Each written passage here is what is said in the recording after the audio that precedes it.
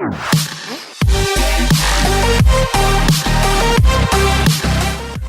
to the RC Roundtable podcast, where we discuss the latest RC hobby news, events, model reviews, and a whole lot more.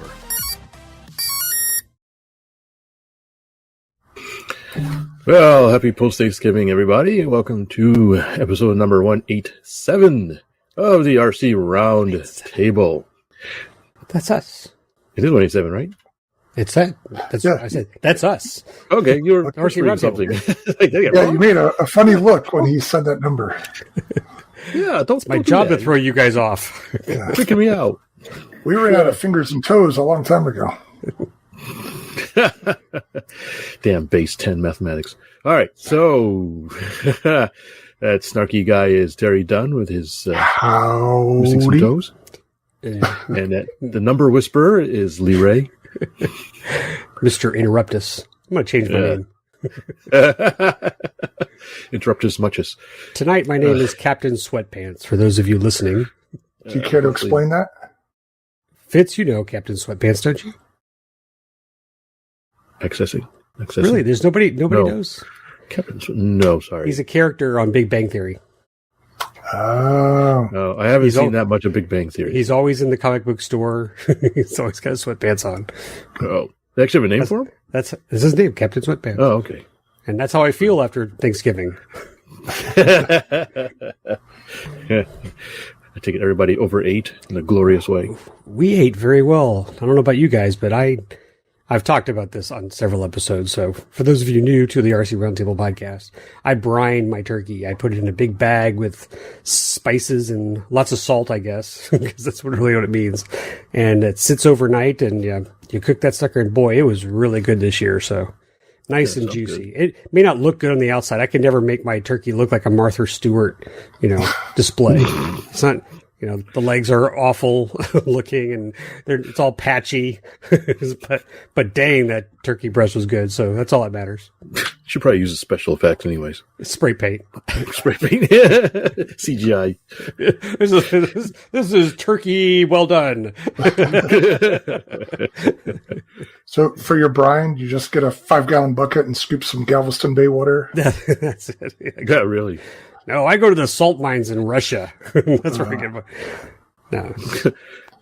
Highly recommend it. Highly recommend it. What do you guys do? What do you guys do for Turkey Day? Well, we did no turkey at all this year.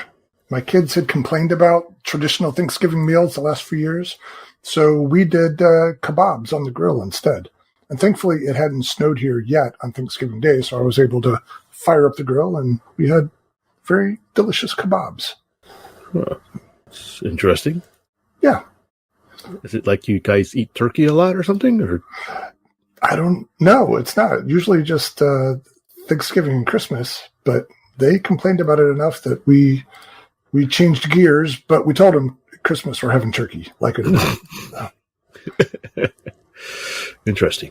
Yeah. Well, okay. Their lives are so hard. They have to do with really. Now, Fitz is going to tell us he had sushi. No, did have some spring rolls though.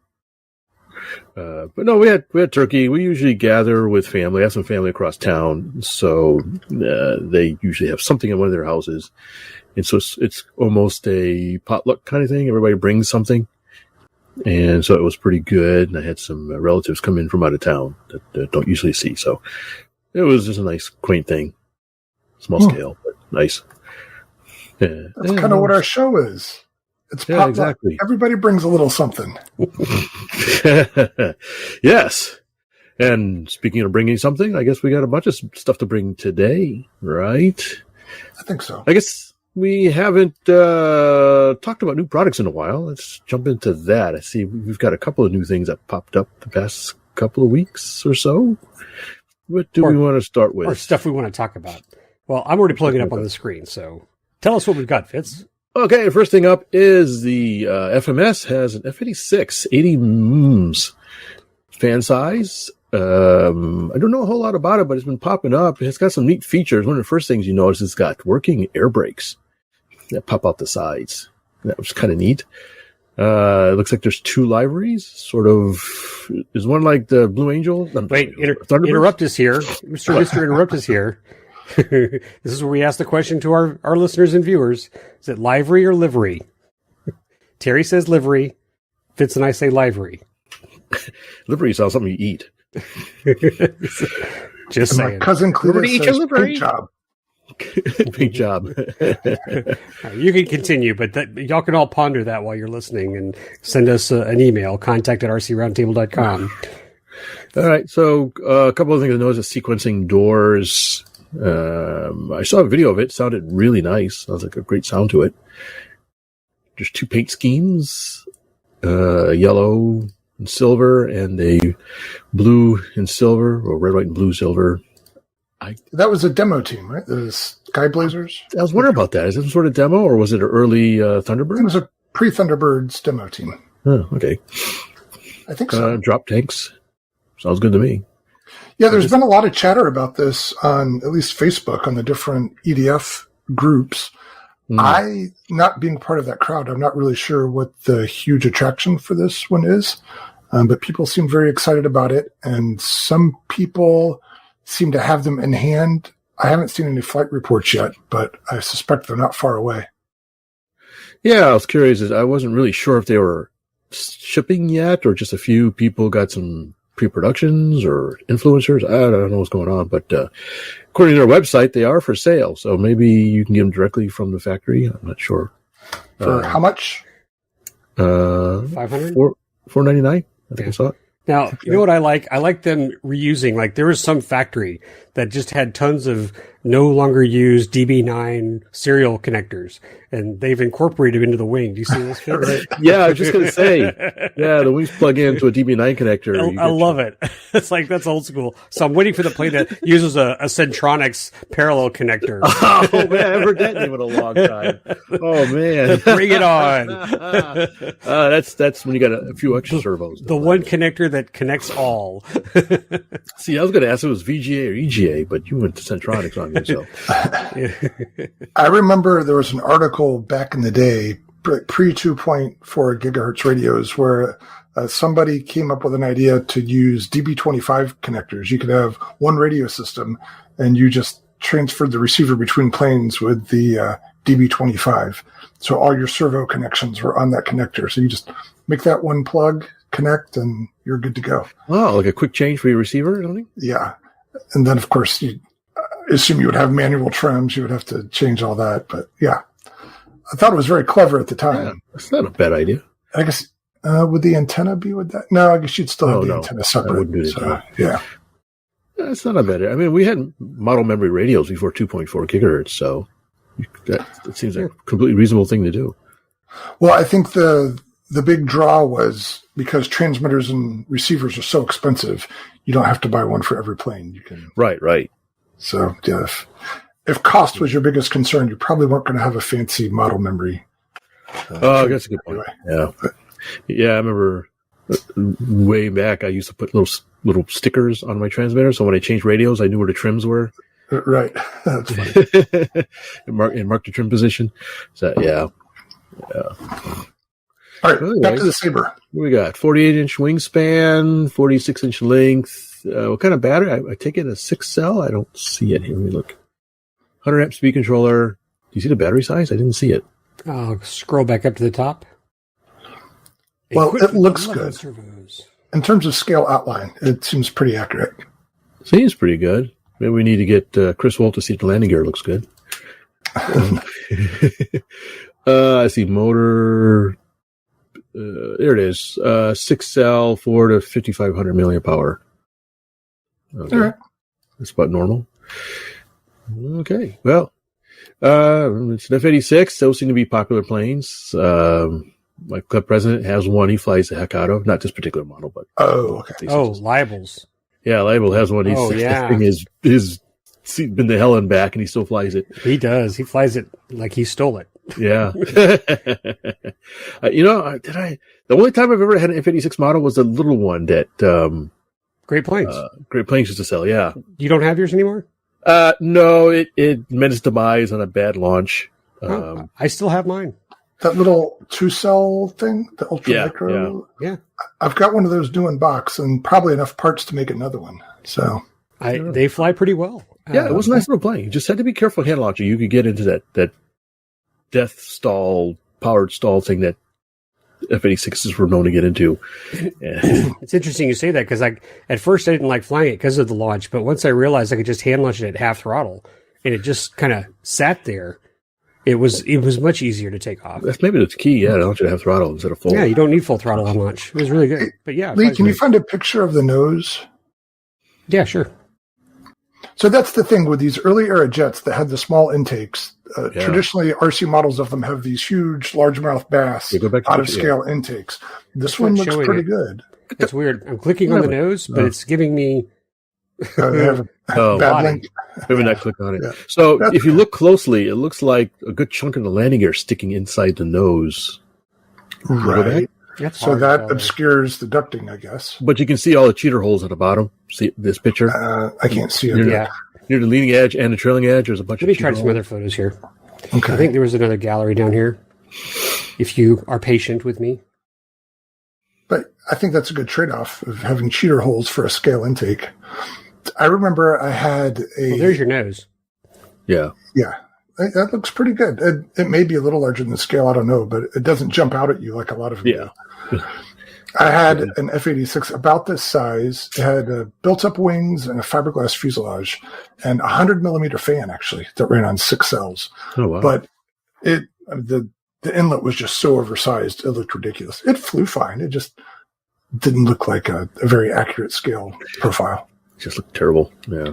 Yeah, I don't know if I'd say terrible, but there were obviously some concessions made where I don't know if I would say that with this one. And yeah, I see the cheater holes in the belly now. 2 sets. Yeah, there's a bunch of them, yeah. Makes me wonder if there's any air that goes in the nose at all. If it's all cheater holes. So I also wonder if that means it's okay off of grass. Are you just going to suck all the grass in through the belly? Don't know. Good question. Mulch it out the back. It looks like it sits high. Look how tall that gear is. Yeah. Yeah, but that nose gear is just going to fling it up. I don't know. I guess we'll find out soon enough if people think they can fly it off grass. Looks like it's got a bunch of extra lights on it, on the nose gear, and it has abundant LED light effects. You can fly it at night. Yeah, it's lit up like a Christmas tree. Oh, all right, cool. So, Fitz, there's one on the way to you? I don't know. I honestly have no idea, but I hope so. We'll find out in the fullness of time. All right, cool. Is this on your wish list? It'd be nice to try it out. Like I said, I never had a big F-86, and it's got gimmicks. I like gimmicks. If only Fitz had fans, like crazy, radical followers that would say, hey, he'll like me if I buy him this. Oh, yeah. When they just showed that video of it taxiing, you could see how obscured the nose intake is with the landing gear bay. That's, like that. It looks choked down a lot. That's significant. Yeah. I'd be curious to see if there's any. It just reminded me, years and years and years ago, there was a guy, when I worked at a hobby shop in my youth, there's a guy came into the shop with an F-86 and old glow ducted fan days. And one of the neatest thing, though, is he had sort of blow-in cheater holes in the nose. Oh, yeah. So they were spring-loaded, and so that's the first thing I noticed. Like, what are these things? He goes, oh, well, when you're low speed, the fan can suck in extra air by pulling in these doors, as cheater holes. But when you get up to speed, they kind of self-spring back out, so they keep the profile. I thought that was pretty clever. But I don't recall ever seeing that on electric ducted fans. That was... Well, it's a passive system, right? So there's no reason it couldn't work. Yeah, I don't see why not. But just thought it was interesting. Nobody ever did anything like that. Don't some full-scale jets have that, or had? Maybe that's something that had covers that they could open up and close the main inlets so FOD doesn't get in them. Like MiG-29, I think, can do that, and some other ones. But I thought there were some like first or second generation jets that had doors just like you're talking about that would open up to let in some extra air when needed. Maybe. I'm sure some of our listeners could send us a message. Yeah, all you historians out there. Contact at rcroundtable.com. Tell us what any American early jets that had, or any jets that had blow-in doors like that. I'd be pretty curious just to know. If you know, tell us. All right. So, and also Horizon Hobby had some new stuff. A UMX WACO. No, a WACO? No. WACO? WACO? Two strikes. Try again. You tell me. WACO. That's just what I said. You said WACO and WACO. WACO. Just think taco. WACO. That's it. All right, okay, so they have a UMX Taco, spelled with a W. Bound and fly, S3X, the safe, the normal stuff. This kind of struck out as I thought this was pretty classy, actually, pretty snazzy. Being a small 2S or 3S compatible, biplane. It comes with two liveries, which I didn't realize until I saw it at the hobby shop. There's a yellow and white. And what's funny is I look at the video, he was doing hoverbatics with it. Yeah, it's funny because the ailerons are outside of the prop wash. Yeah, I was like, how does that even work? But it was just hovering it, doing torque rolls. So yeah, maybe just naturally does torque rolls. You can't get out of it until you. Yeah. But it's pretty nice looking. I thought that was pretty classy. Now, is this one a reboot of an earlier version? I was going to ask you guys if they had another one like that before. I couldn't remember. I think so. Wasn't there a blue and white one? Like overall white with blue? Maybe I don't know. I actually don't remember. Like it's got ailerons on all four wings. That's nice. Yeah. Seems pretty nice. Yeah, I agree. Looks like fun. Yeah. A nice little backyard park flyer, literally. Yeah, there is in the hoverbatics. Updated and upgraded. That would suggest that there was a previous version. Okay, so yeah, maybe you're right. Maybe they had a blue and white one. Yeah, that little snap roll. Yeah, I think that was a snap roll he did with it. Oh, yeah, something Lumshabak. I don't know. Yeah, it's pretty sprightly for. Yeah, life is good. Do they show any indoor flying? I didn't get that far in the video, so I don't know. I think All right. Machinci's going to fly everything. I think that's his goal. Is that who that was? Yeah, Ollie Machinchi. Cool. All right, so which scheme do you prefer? I like the white and red, personally speaking. Yeah, I think I'm with you. Although I think the yellow would probably be easier to see. Yeah, I agree. Probably a little easier to see, but it's a little garish for me. I like I'll go with the white and red. Lee, speak up. Go.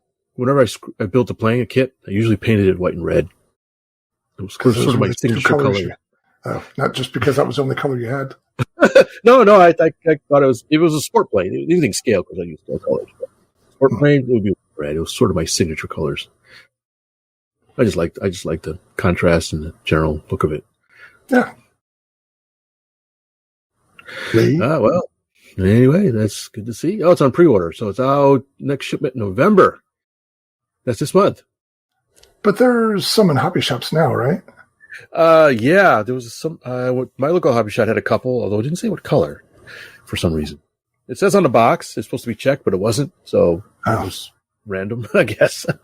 But yeah, they are out already, so maybe it's just the first batch got sold out. Which I'm not surprised. Right. That's pretty nice looking plane. Well, good. Any last thoughts? $160. $159.99. That is $60. So who's going to pull the trigger on that? Biden and Fry. Don't know. I think it's cool, but it's not one I'm dying to have right away. So yeah, same. I wouldn't mind having one at all, but yeah, I don't know if I'm going to jump out and grab one. I got other stuff. I'm sure somebody in my club will have one, so I'll wait till I have a chance to see it firsthand, or maybe even fly one before I commit. So, speaking of that, I'm sure it'll be pretty popular. Hope it is. We talked about the SR-71 right on the show, but Fitz and I had a chance to see one fly, or two fly at best. A couple of them, yeah. Did it change your mind, Fitz? I don't know if I want it to change. It's pretty much what I expected. It flew really well, but it was also flying silhouette. So yeah, you couldn't see it. It was very, very difficult to see. Yeah. I had to like paint mine like a YF12 or something like that just to get some color contrast. Which is, if you remember, that's silver and black. Yeah, okay. It's got a lot of silver on it, so it's a little more. But it seemed to fly quite well and pretty zippy. Better than I thought, actually, for considering the intakes are occluded by those big cones and stuff. So. Yeah. So I haven't asked this before, and this is for our listeners, because we don't always do this. We have rarely done a 3-view, and I mean rarely as in it's been a while. But I thought the Cub was a nice 3-view that we did, the Electric Cub. That was a long time ago. But what we have not done is when we talk about new products, and it kind of reminds me of Siskel and Ebert. I don't know if we've ever done like a thumbs up, thumbs down response to all of them and then tracked all that. I don't feel like going back through 186 episodes to go through all the models we've ever reviewed and talked about. But I think it could be interesting if it's something we pursue in 2024, that for every time we talk about one of these models, we keep track. We have a chart on our website or something. It's like, here's the plane, Terry's thumbs up, Lee and Fitz are thumbs down. And then the next question is, who bought one? Who actually purchased it. So, well, that was my first thought when you said this, because you're talking about reviewing something that we probably haven't touched or even seen in person. Correct. And so do we keep track of it so we can let people know? It's like, okay, wow, Lee was a thumbs down, but he has one now. Or, all three of them liked it and all three bought it. And I would say like the Aero Commander is probably a good example because we all reviewed it. We all seem to like it. You two guys bought one. And then eventually Ryan got one secondhand that, was pretty beat up, but we got a great deal at the Scobie swap meet. And so we still have it. Maybe we do something like a first impression review and then an actual flight review or something like that. Or if only they would just give us each a plane to review. It's funny you mention that because I've been thinking on my own review channel is if I should come up with some sort of quick reference review guide, like a summary that would rank a couple of set points, like looks, handling, and ease of assembly, or something like that. And I have a scale, the Fitz scale. I ranked this plane 4 Fitzes out of 5, or something like that. How many Fitzes or what do you call it? Relay or what's the word I'm looking for? Is it like 20 Lees to 1 Fitz? What's the ratio or conversion factor? The conversion. I was like, how do you convert Fitzes into Terrys and Lees? But I mean, if we made it simple, it would probably be: do you like or dislike it, or is this a thumbs down or thumbs up? So real quick, just for fun, on this WACO Taco for Fitz's assistance. For just looking at it and yay, you like the plane, nay, you don't. What's your vote? Oh, I'll have to say yay. Terry? Yeah, I'm a thumbs up. I assume I would like it if I had one here. And I'm a thumbs up too. I think it's cool. Now the next one is, are you going to go out and buy it? I've already answered that. So I'm going to wait and see mode. And I'm a no. So there you go. No, we should clarify. Just because we say no doesn't mean we don't like it. It's just, we have priorities. We all agreed that we liked it. I'm just saying I don't have no desire to own one. So maybe that's the. Maybe that's part of the score. This is the only biplane I've ever flown that I've really, really enjoyed. That's right. That Pitts. So the E-flite Pitts. So I really want to take care of that because that's been a joy to fly. But this, if someone let me have it and I flew it indoors, I'd probably do it. But I don't think I would need it on my shelf. And then now we can go back to the F-86. Yeah, I like it. It's cool looking. Am I going to go out and buy one? No. And then maybe we can have a little note section and like little Lee's mini review, Terry's mini review. What would be in there? I'm not spending $500 on another plane because my wife said so. Oh, just a clarification. There's my note. A little asterisk. Yeah. Maybe that's a score. Do you defy the wife to buy it or not? What does the wife say? Wife approved. Yeah. Wife is 3 hells to the no. All right. Well, thanks for joining me on that little ride. But yeah, I mean that's a neat little plane. And you didn't ask me, but if I had a choice between the yellow or the red and white, I'd pick the red and white. I think we're unanimous on that then. Yeah. I was like, yeah. In that case, I'm changing mine to yellow. Okay. Just to be different. I'm changing You're mine to blue. Horizon. Make sure you build 3 times as many whites as yellows. Yeah. Someday I'd like to think that there's going to be a company that builds the Fitz version, the Terry version, and the Lee version of an aircraft. We'll just, the liveries. Speaking of that, just want to give a shout out to Gary Wright. He's been on the show several times. He had some sort of a health operation, and he's recovering. Seems like okay, but looks like he was a bit under the weather for a bit. So we just wanted to say, we're looking out for you. I hope you get well. And maybe be back on the show at some point. Yeah, I hope he's not listening now while he's like recovering, going, why are they talking bad about this? Don't they understand us? No, Gary, we understand. Well, yeah, we hope you feel better, Gary. Always enjoy your chats and your feedback. They had to switch out his linear BEC for a SBEC. He's feeling much better now. Yeah. Gary, send us a note. We haven't heard a nastygram. I mean, email from you in a while. He knows his stuff, that's for sure. Just kidding. All right, so what's up next? Lee can tell us about AMA happenings. Yeah. Oh, I'm just going to jump on one, and that's it. I mentioned it before. NASA's FRIA was in stalled, excuse me. And you can kind of guess, for those of you listening, let me tell you what Fitz is doing. He's doing a little dance, Like a and Richard he's Nixon jumping kind up of and dance? down, and I think he looks happy. For those of you watching, you already saw the dance, so I don't have to go into any more details. But the NASA FRIA was denied twice. And I'm not going to go into the details for that, but we resubmitted again. I mentioned this on the previous podcast. Thanks to the government team with the AMA, we have opened a new pathway for those clubs that are in controlled airspace. Let me repeat that. Only clubs in controlled airspace that have an active letter of agreement with the airport. And there are some that have some older ones, so we couldn't apply it to that because the FAA is changing the system over to a new authorization form 7711 for those of you that are pilots and you look up all those regs. But there's this new form to authorize these sites in controlled airspace. The good news is the existing letter of agreement for NASA was solid, and I submitted NASA as my first remote ID exemption letter of authorization, and today it was approved. Oh, nice. So you turn it here. So really, what's your first one? This is my first one. Okay, I was wondering about that. All right. So we're That's a big trendsetters.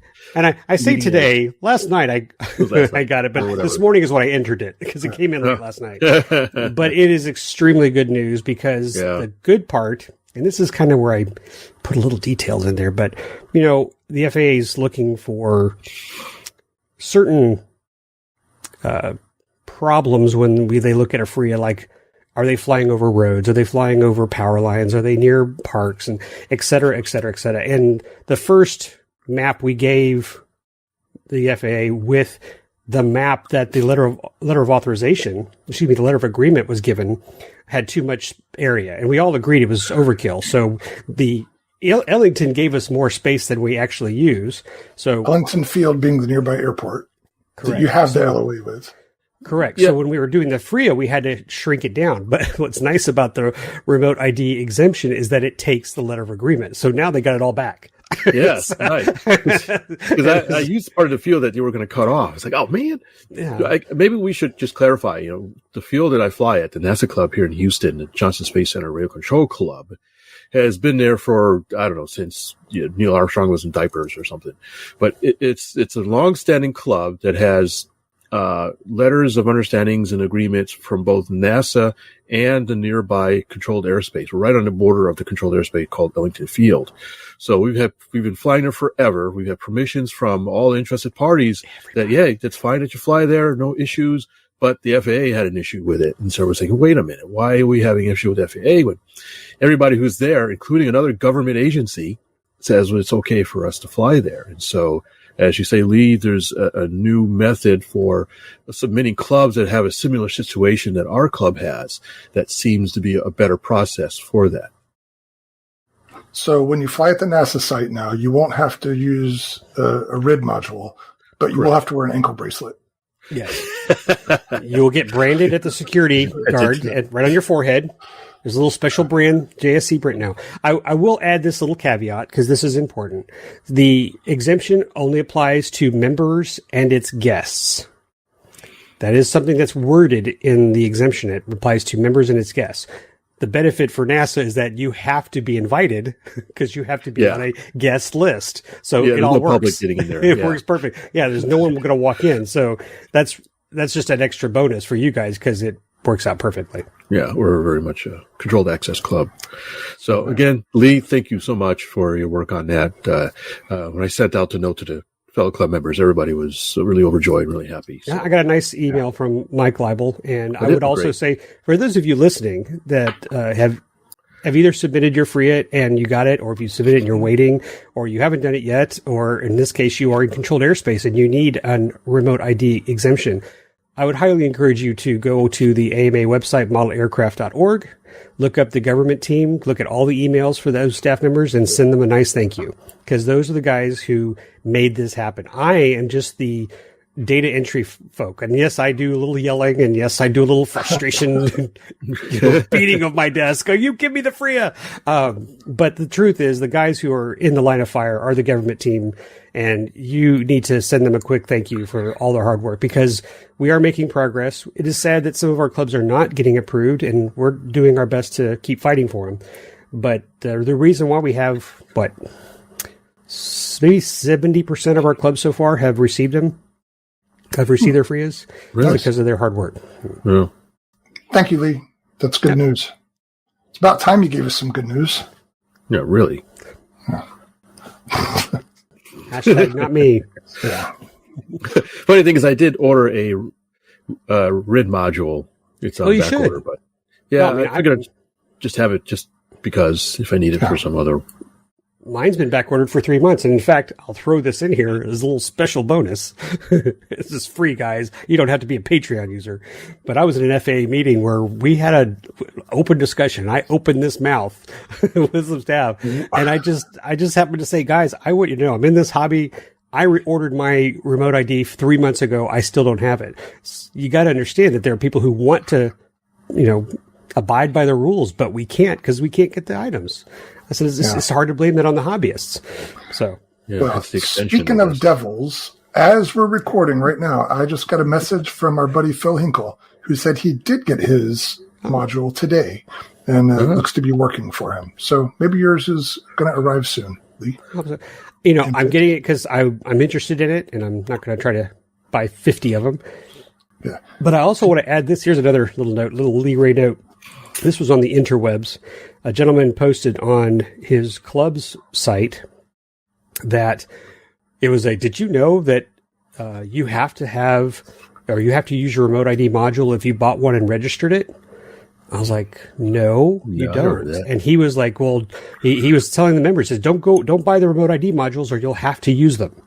And I'm like, no, I think you misunderstood. So I had to explain to him why standard and remote ID modules are different, and that if you buy we're just going to say a drone like a Mavic 3 that has it already in there, then yes, you will have to add it to your registration. And when you fly it, it's going to be on automatically. There's nothing you can do. So if you're at a FRIA club, it's going to run anyway.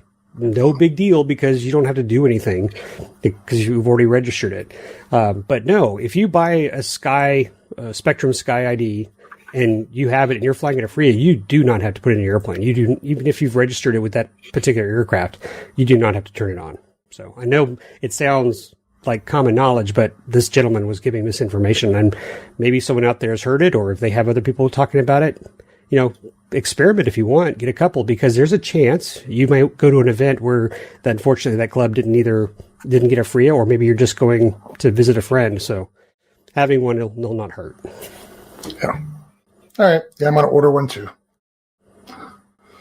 Big Reggie. Yeah. Not because I like it. And my handle says it all. Yeah. Yeah, I don't think any of us like it at all. It does. I mean, All right, let's move on before I start having the free reviews. Let's leave on a happy note. Yeah, yay NASA, yay JSC. All right. Hey. Do you want to keep talking? You went on a little trip recently, Lee. I went to the north. That's not the north. Fort Worth. I went north. North-er. I drove for hours, which I did. 4 hours to the north for Fort Worth. My son was going to a birthday party, which was taking place in an outdoor airsoft facility way up north near Flower Mound. Do you know where that is, Fitz? Wait, your high school age son went to a destination birthday party? Mm-hmm. 4 hours away. Yeah. All right. So if there's any parents listening out there, do you need some more? There's more. These are our former neighbors. We're really good friends with our neighbors. They moved away to Dallas, and he and our neighbor kid, they're still great friends. So yes, it was worth it. And anyway, so I drove him there, dropped him off, and I hauled it back down to the Greater Southwest Aero Club, which is it's not Arlington. It's north of Arlington. I think it's still Fort Worth, but north of Arlington. Great little club. Oh, yeah. They have their FRIA. We'll just add that in there. And Michael Rosnick and I joined up. I asked if he could invite me, please, be his guest. And we hung out, and I took some photos. I think I posted them on our page. Did I not? On RC Roundtable? Pretty sure some photos somewhere. Yeah. And I know I posted some on our Greater Southwest Facebook page. And had a great time. Flew my Tiger Cat, had a blast. Took my Timber X. That sucker hadn't flown in several months, so enjoyed that. 1, 2, stop. 3, yes, sir. You in the back? I have a question. You talked about your Tiger Cat. I forget which Tiger Cat you have. Is it the FMS or the Flightline? Flightline. Okay. Yeah. And really you did some mods to it? I did the motor and landing gear upgrade. Same things I did to the P-38. All right, just hotter motors? Hotter motors, oleo gears, oleo struts. Oh, the stock ones don't spring Hard at plastic. all? Nope. So really enjoy that plane. And it fits in the back of my Suburban complete, which is really nice. Oh, yeah. Well, I've got a, I know what you half of the. I'll be nice. Yeah. So that's not a flex. And I also took my twin otter, my twatter. Which one? The mini or the hot rod? The hot rod. Okay, nice. And had a blast. And so thanks, Michael, for inviting me. I met some nice club members, and this is where I'll segue into. So I went there to go investigate because I'm going back this Saturday with this guy. This guy right there. Fitz and I are heading back to Dallas, or excuse me, Fort Worth. That's like the bad thing to say. When you're going to Fort Worth, you can't say you're going to Dallas. So I'm heading back to Fort Worth. The club has their Toys for Tots coming up here. Let me show you their little screen here. So they have a Toys for Tots. Oops, and I lost it there. I just realized. Does that mean we have to do we need to bring a model to fly or anything like that, or you have to bring a toy? Oh, okay. So the Toys for Tots is this Saturday, 9 to 1 o'clock, December 2nd at, again, the Greater Southwest Air Modelers. I don't know if the podcast will come out by then. Cross our fingers. And, but here's the thing. Here's the deal. I'm there for work because the AMA has been working with Wing. You guys know this because you got to experience it at AirVenture. Oh, that's right. To get a demo, right? Right. So Wing came out, hung out with us. They sponsored the RC flying out there at AirVenture. And we got to hang out with Adam Woodworth, who's the CEO, and see some of his stuff fly, his toaster and so forth. But we got to see a couple of demos of their drone delivery.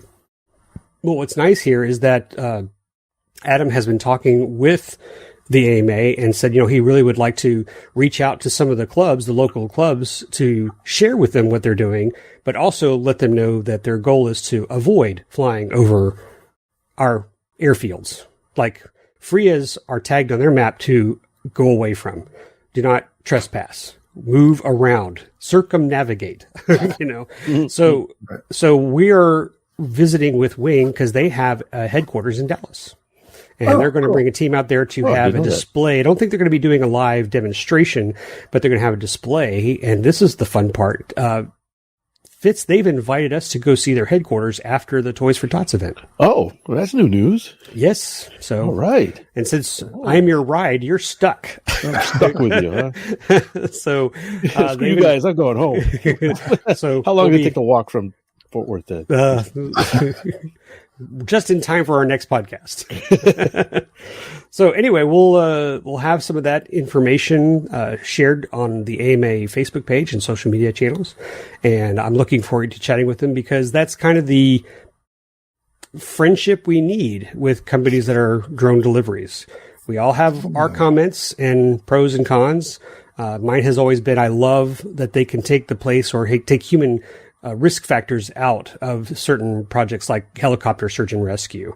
And I love the fact that they deliver medicines or organs and stuff like that. So they know that they can do that. And so I know that Wing already works with, gosh darn it, I forgot the country, but I know they do like prescriptions delivery. And I really like that. So I support that 100%. And so it'd be neat to go talk with these people and learn more about what they're doing. But I know that they have a couple of companies they work for in Dallas, so it'd be neat to see what that's all about. I don't, unless you know, Fitz, I have not heard of any drone delivery operating in Houston yet. Do you? No, negative. Terry, anything up there?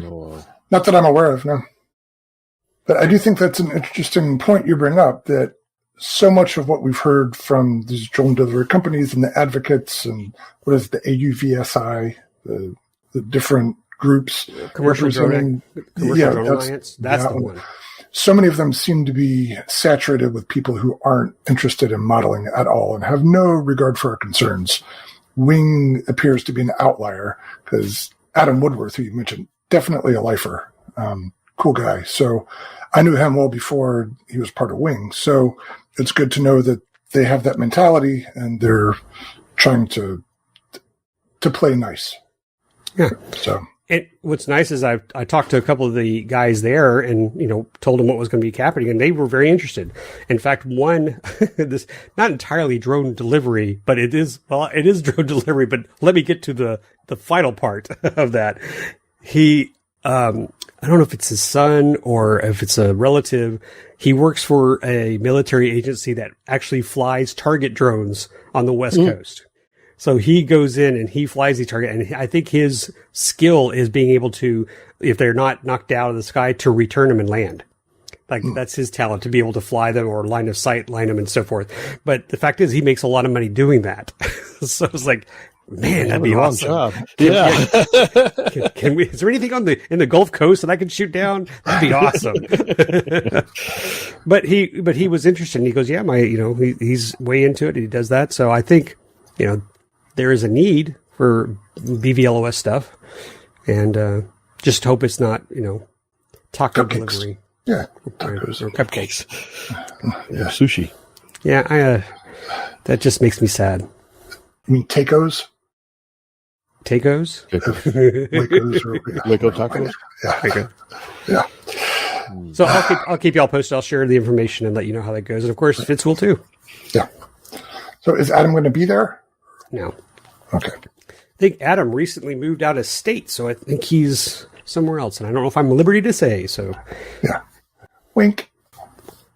Yeah. All right, cool. So I suspect next time we'll have a report on all of that. Yep. All right. Oh, Maybe they'll let you of course, fly one of the delivery drones. No, they did mention they're not going to be in the air. Oh. And that's by regulatory processes.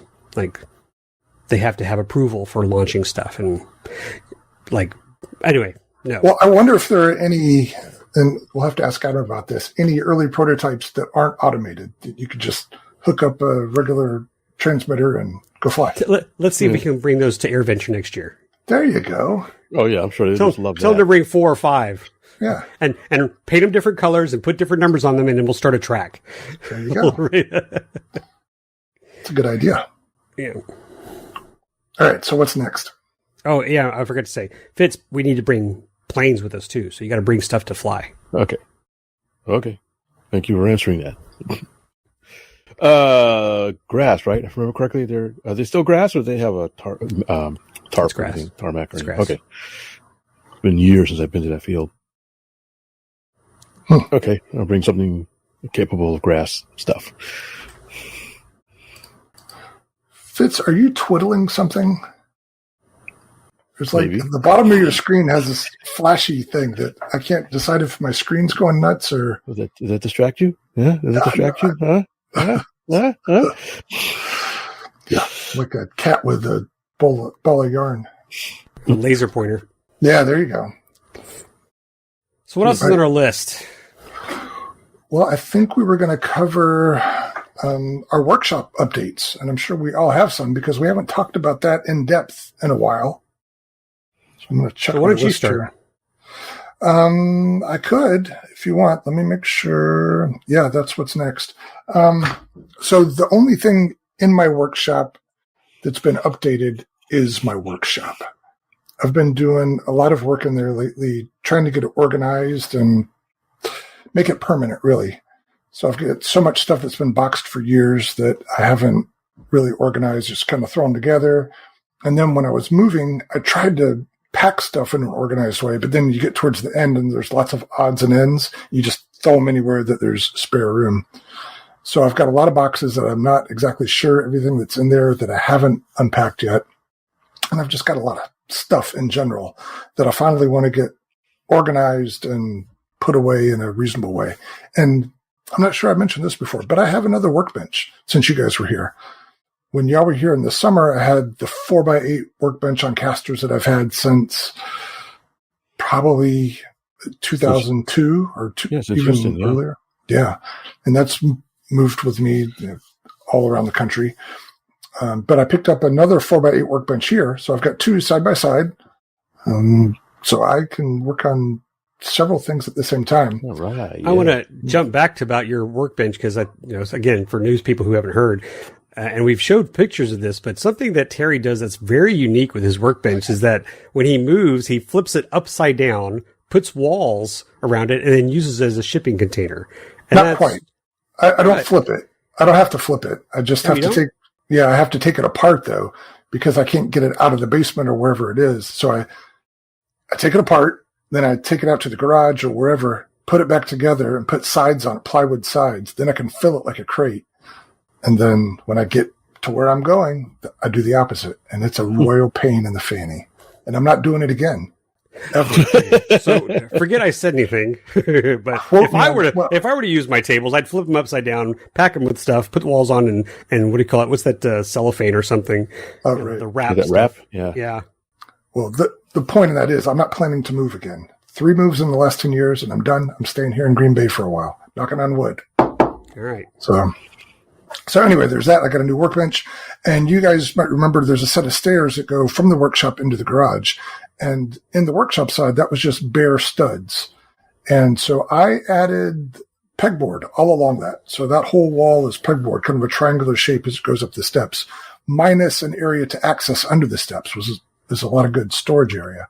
So several big sheets of pegboard and then 3 coats of paint to make it white.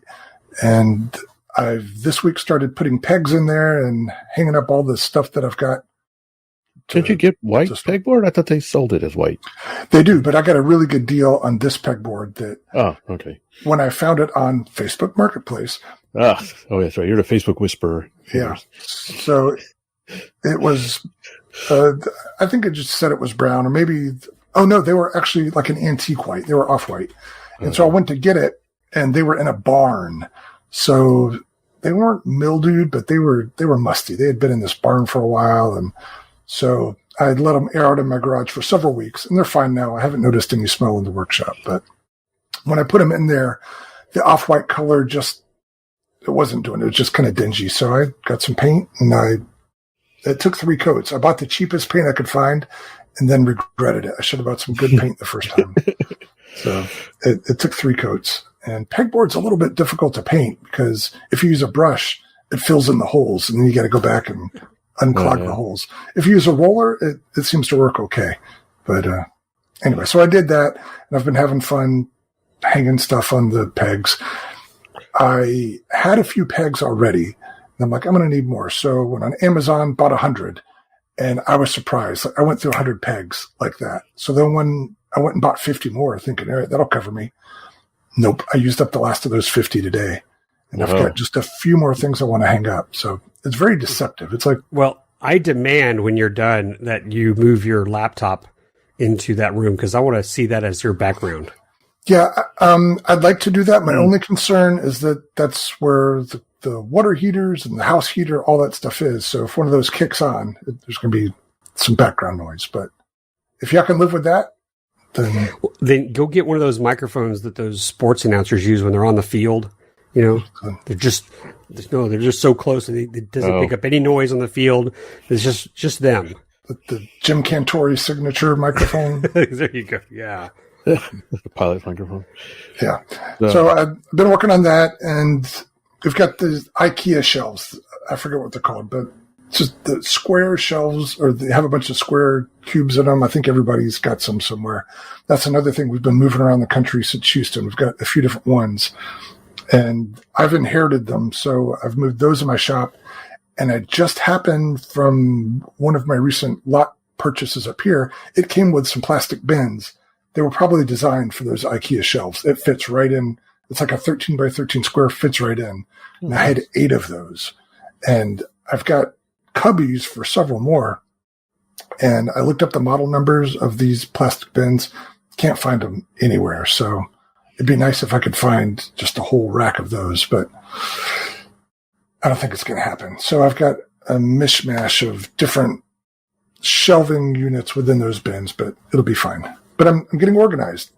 I'm getting all that stuff put away rather than having my brushless motors in 3 different places. I want to have my brushless motors in one place. Props are still going to be scattered because I've got some that are in package that are on pegs and then some that are just loose. And but anyway, I'm creeping towards a little bit of organization, and it takes a heck of a lot longer than I ever thought it would. But it's actually kind of fun. Because like I said, I'm opening up these boxes that haven't opened since I've been here, and rediscovering stuff I forgot about. Mini Christmas. Yeah, kind of. So. Yeah, it's funny you mention that because I actually plan on doing that too over the Christmas holidays. Is to go through and start organizing stuff again. Yeah.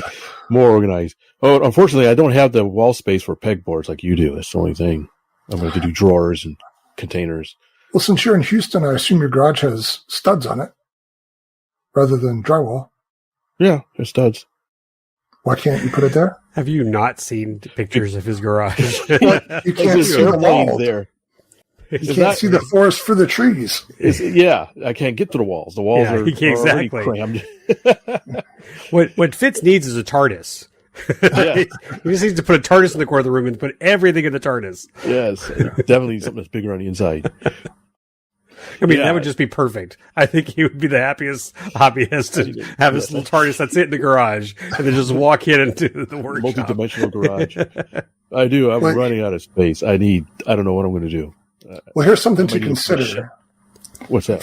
If you need pegboard for hanging stuff, what I was originally going to do and then change my mind was build something on casters that I could just move from area to area to wherever's convenient.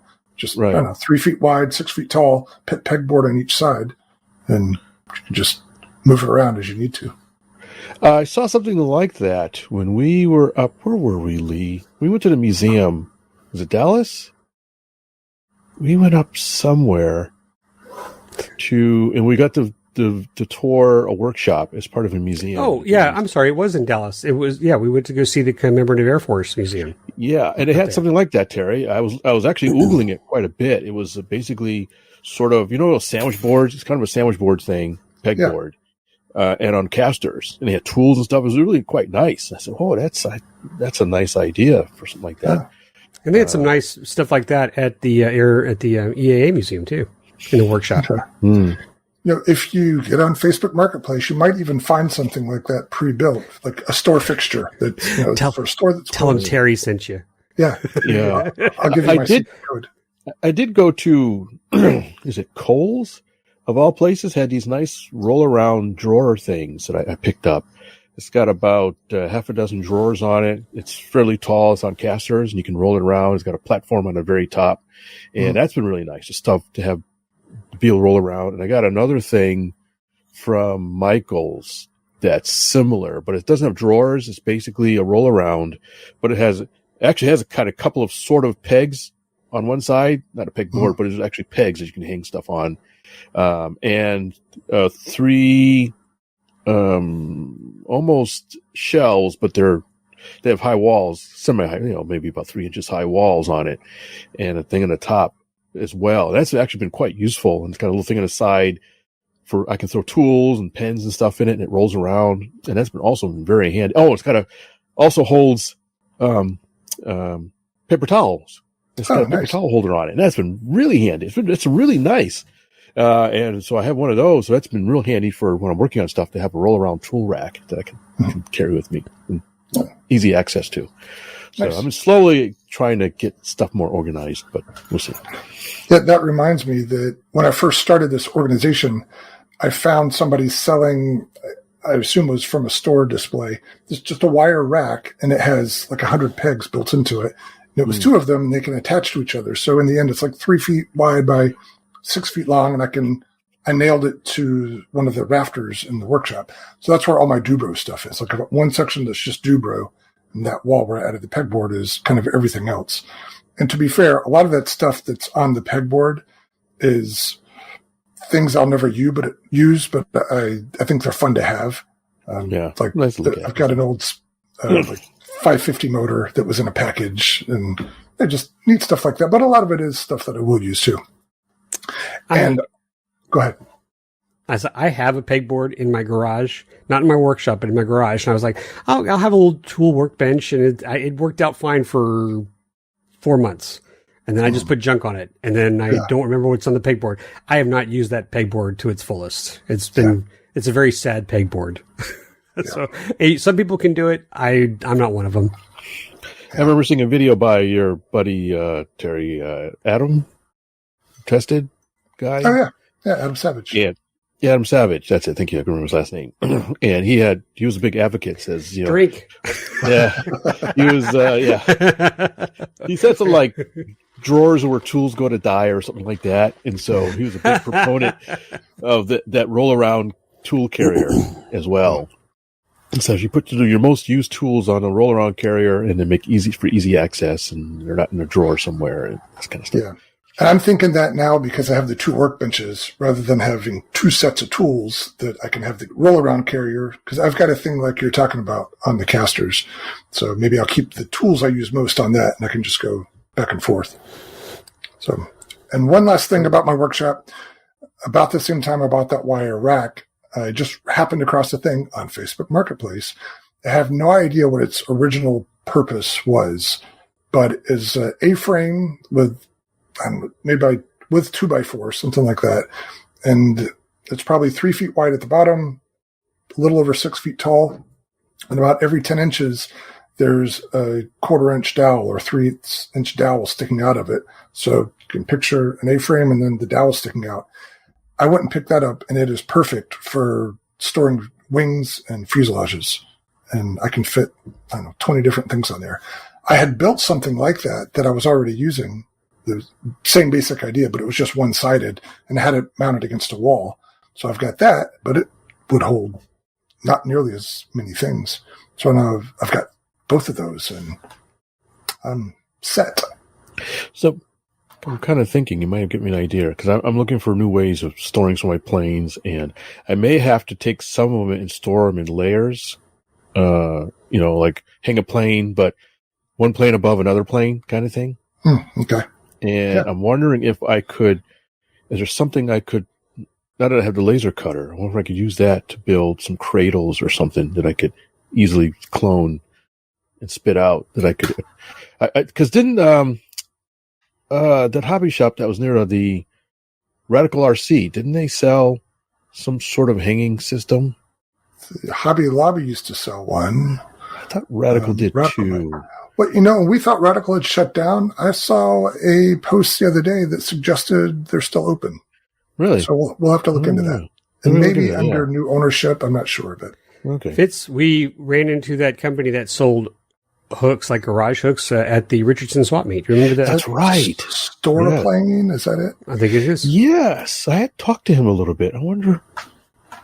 Okay, Go watch our video. Yeah.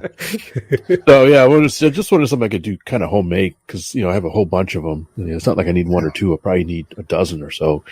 And so I've got a few different things that I've built for storing planes that I don't want to separate the wings and fuselages. Yeah. So I can send you pictures of that. And you can see if any of those will work. Yeah. Send me some pictures. Send me some ideas because I have a fairly tall ceiling and rafters, so I can hang stuff. Okay. So I just they both depend on accessible rafters. Yeah. So I just need to consolidate what's hanging up and get some more room. Yeah. I got to take the project car is now holding up airplanes, so I need to get it cleaned off. It's a very expensive shelf. Yes, and I don't want to do that. When I got it, I said, "No, it's not going to be holding up airplanes," and it's holding up airplanes. So no, I got to change that. Anyways, so sorry.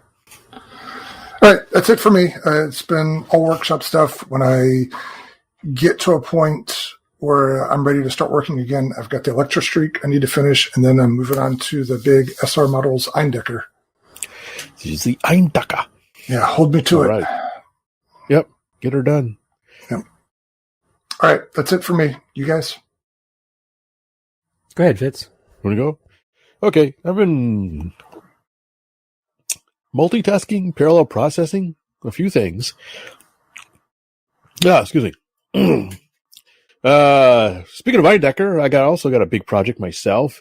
If you remember, I know Lee remembers, back at the Roundtable event a few years ago, I won an airplane. I don't remember you talking about that. Oh, yeah. Yes, it was the CY Models Bearcat from the local guys. Was it RC Warbirds? I'm going to mess up their name. I'm sorry. I think it's called RC Warbirds. Something. Yeah, I know. I'm terrible. Anyway, I'd like to give them a shout out because they were so nice to donate it for the prize, and I'm messing up their. Lee, can you look it up? They're called. You give them a link. Well, anyways, this is really nice. It's fiberglass fuselage, fully sheeted wings and tail, 90 something inches, remember correctly, and electric retracts it came with. I mean, this is no slouch of an aircraft. Yeah, it's really, really nice, and it's some real money if you wanted to buy one. And it's been sitting on top of the car for a while, and I realized, hey, wait a minute, the workbench is kind of clear. I've got a few planes I still need to fly and finish up some reviews on, but there's nothing actively on the bench. I said, and I looked at this plane and looked at the manual, and there's really not much to putting it together. It's like, remember, since the holidays are coming up, let me just throw this on the bench and start working on it, get it done. So I started working on that a couple of nights ago. I've got the servos and the wings, and actually I think the wings are pretty much done. Retracts are mounted. Mostly, there's some fine tuning I had to do for it, and I just gotta get the tail on and mount the engine and fuel tank, and it really shouldn't take that long to get into the air. So is it pre-finished? It's pre-finished. It's even got the livery already applied. Nice. That's always good as long as it's done correctly. Yeah, I mean, if you want to, I can actually show a picture for those watching on YouTube. I think it's Warbird models. Warbird. Is it Warbird models? Okay. Do you see it now? There it is. Yeah. It says I'm sharing. Yep, okay, there you go. So it's all navy blue with some white and red striping and that kind of stuff. All that stuff was already applied and taken out of the box. Cool. And here's there's the current picture now. Servos are in, retracts are in, and got some stuff gluing, drying as we speak. And so hopefully I get a chance to work on it. Where's the radio? I was going to say, if you guys remember, I have that Saito 3-cylinder radial engine that's going to be in there. Yeah. Oh, okay, nice. I think it's a 90cc, if I remember correctly. So yeah, it'll fit right in the cowl. The cowl got plenty of space, so I don't have to cut out any holes or anything for it, which will be real nice. So that's pretty snazzy. What also, are you using? Some high techs I had some kind of new old stock I had laying around. Just HS55s. No, these are high tech heavy duty ones, but yeah, nothing. Craft nothing linear super service. fancy. Craft escapements. So that's on the workbench. I got another thing. Well, hold up. What? Do they talk about that color scheme at all on the Bearcat? I don't know if it was ever used in the military, but I remember as a kid going to air shows, and there was a privately owned Bearcat that had that feature where the bars of the stars and bars wrapped around like pinstripes. And I don't know. I did a quick look, but I don't know if that is a privately owned one or was this part of the Blue Angels. I really don't know. Yeah. Interesting. Yeah, I think it was owned by Howard Pardue at the time. I don't know whatever happened to it or him. But yeah, that struck out at me that looks familiar and slightly unique. You can actually see I don't know if you can see my mouse or not, can you? Yes. Mm-hmm. Right there is that little carrier I was talking about. You can barely see it, but you can see some glue sticking up and some holding my toe. Oh, yeah. So I assume there's retracts on. Infinity windows. I assume those retracts on the Bearcat are just standard retracts. They don't do the crazy break like a full-scale Bearcat does. Yeah, they're just regular 90-degree or 80-degree retracts, something like that. Okay. Nothing fancy. Yeah. They do have oleo struts on them. They're pretty nice for what they are, and they're electric, and they're quite nice. They need a retract controller, interestingly enough. Has its own power supply. And they move kind of nice and slow, which I kind of like. Let's see. I took my canine out to an event the other week. Some kids looking at the inside of it. Got it up and running. We had a little mini fair or something like that. So, a boat. I'm sorry, this is a terrible picture of it. So, in my plastic model club, we had a member who had passed away, and he had some models and stuff that they were kind of. His daughter said, "Hey, you want some of these models and stuff?" And this guy was a really good modeler. And so I went over and I saw this boat. I think it is a Flower class Corvette. And when I saw it, my first thought is, I wonder if I can make this RC. So I took it home with me, and I had to disassemble it a little bit. You don't really see it in the picture. But this deck here, I was actually able to pop it off. And so now I have access to the interior. So some parts just came in today. So I'm going to put in a drive shaft and a motor. I just found an old DC motor handling around in the whatchamacallit. I actually had to pop up the part of the deck too so I can get to the rudder. So I'll be doing an RC conversion of this model, which is fairly large. It's probably 18 inches or so for plastic models. It's good size. Yeah. Beautifully detailed. This guy did really good work. As you can see, it's weathered and got some nice stuff on it. And it'd be really cool for my boat floats just to have this thing kind of round. It's got a gun on the front, so I believe it's a Flower class Corvette, if I remember correctly. Sure. Well, that's on the workbench. It's only 2 pictures. I thought I had. Okay, yeah. So that's real cool. Yeah, let me stop sharing. There we go. One other thing. Speaking of ships, I've got another ship I'm working on. A plastic model. This one will not be RC. I'm actually building this for somebody else. They asked somebody that is a member of our makerspace. This is the Battleship Texas. It was currently in dry dock being restored, and is part of that restoration effort. And he says, "Hey, I've got a model of the ship Texas. Can somebody build it for us so we can display it in our office?" And I said, "Oh, well, sure, I've got lots of free time." Well, it's funny because at first I was avoiding saying yes. It's like, no, I don't want to take another project. But nobody said yes, and I felt bad for him. So I said, okay, let me take a look at it, and I'll see if I can do it. As long as I have, don't expect it anytime too soon. I'll do work on it. But the thing, do you know what photo etch is? Are you familiar with photo etch parts? Uh-huh. So this thing's got a lot of photo etch parts for the railings, for parts of the guns, you can see here, for all kinds of stuff. And so I've been spending most of my time applying bits of photo etch to the superstructure for autofocus. So all that all that gold or whatever copper color you see, won't quite focus, photo etched. All teeny tiny railings, ladders, some things I got to fold, radar dishes. It's crazy how much photo etch. I have a whole new appreciation for ship modelers doing this because it's not hard, but it's very, very tedious. And to the point where I made a funny, I don't know if you guys saw it, YouTube shorts of me trying to apply one of the photo etch and failing for half a dozen times until I got it into position. But it's neat. Anyway, it's real fun. It'll be fun to get this thing painted and done. So while I'm not editing videos, building Bearcats, and so forth, I'll tinker with that as well. Or that pesky day job. And that pesky day job. Oh, man. Yeah. This week has been meeting Palooza.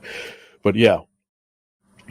So what adhesive do you use on the photo etch parts? I use medium CA. All right. Yeah, since it's you can't use regular cement. There's different things. Most people settle on medium CA. It's the best all around thing to use. It dries reasonably fast and it's easy to apply. Since you're gluing metal to plastic. Right. Of course, the plastic, I use plastic cement, plastic weld type cement. All right. Lee, you're up. Can I bring in a pinch hitter? Sure. All I have, or all I've accomplished, is in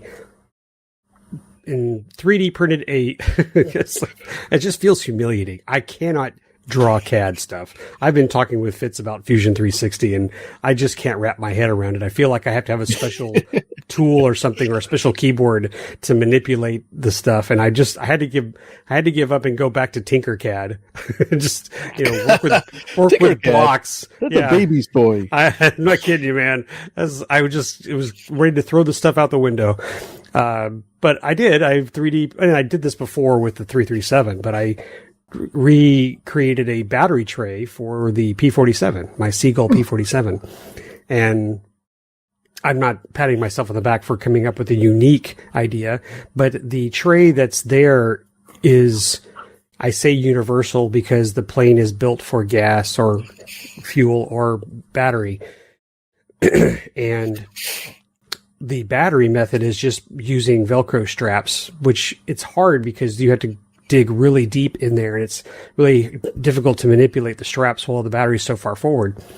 And I used the lightning holes, or actually these little ovals. I don't know if you've seen them in other kits, but the Seagull tray has several little oval cutouts for this tray for straps.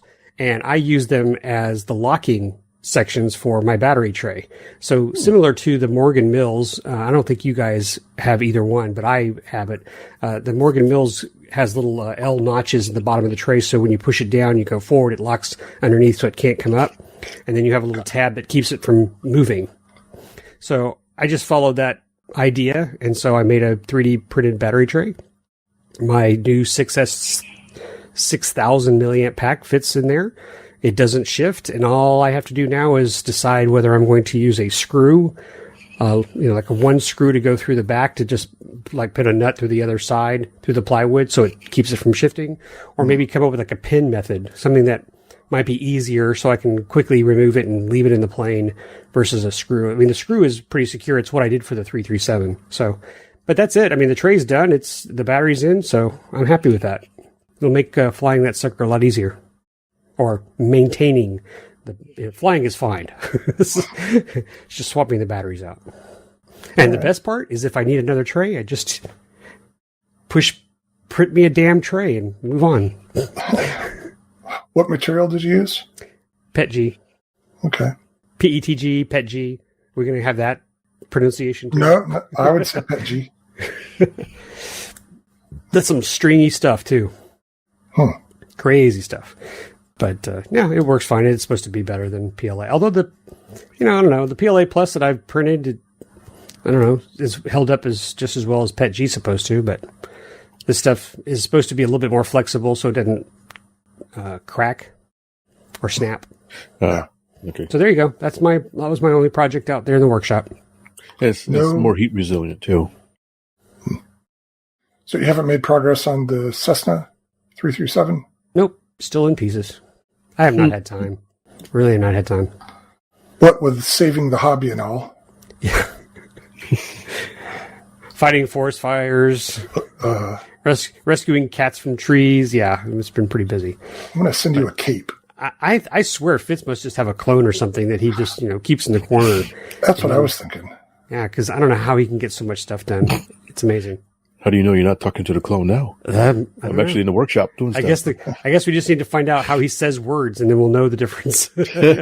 One of them says livery, one says livery. Or one day, the character on the show will remember somebody's name. We'll know it's an imposter. Yeah, Elron or Aileron.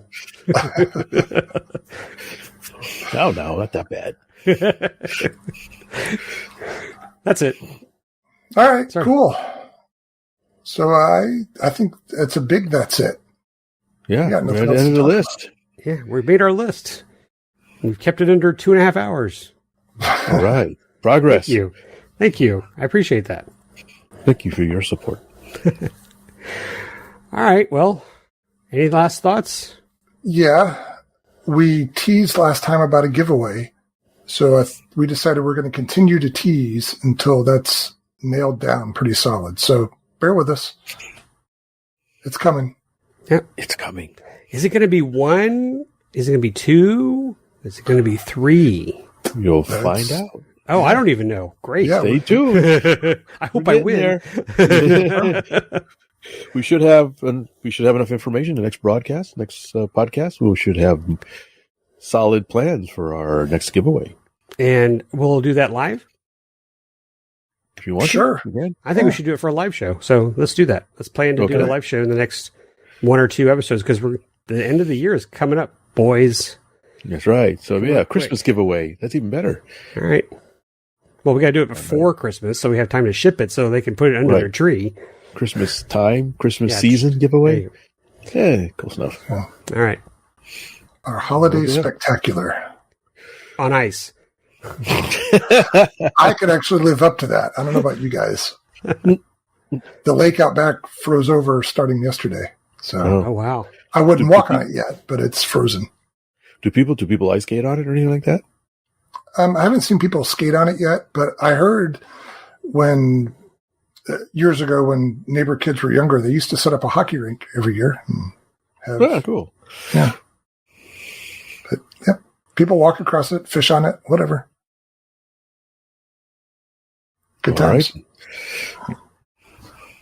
All right, Fitz, take us out of here. All right. See ya. Bye. Oh, you want more words? Okay. If you don't mind. All right. That wraps things up, everybody. Thanks so much for joining us on this fine episode of RC Roundtable. As I said in the beginning, you can contact us at contact@rcroundtable.com. Send us any information. We'd love to hear from you. Please like, subscribe. Besides that. Pronunciations, full-size cheater holes. Were there any other questions we asked? Yeah. I don't remember. Yes. Yeah, whatever. Well, anyways, if you're watching us on YouTube, please like, subscribe. If you're listening to us on any type of podcast thing, please give us a thumbs up or 5 stars or whatever 6 stars. 6 stars, yes. We want all the starses. Give us extra stars no matter how you do it. Cheat, log into different accounts, give us extra stars. Tell your friends. Yeah, tell your enemies. We don't care. And that about wraps things up. We just love you guys hanging in with us, and we will see you next time with some more glorious things from the Republic of the RRC Roundtable. See you later. Please visit our website at rcroundtable.com. That's where you will find all of our podcast episodes. You can also find a little bit of background information about the show host and leave comments and suggestions about the show. There are links to a few of our favorite vendors and also links to our various social media accounts. Thank you for watching and listening.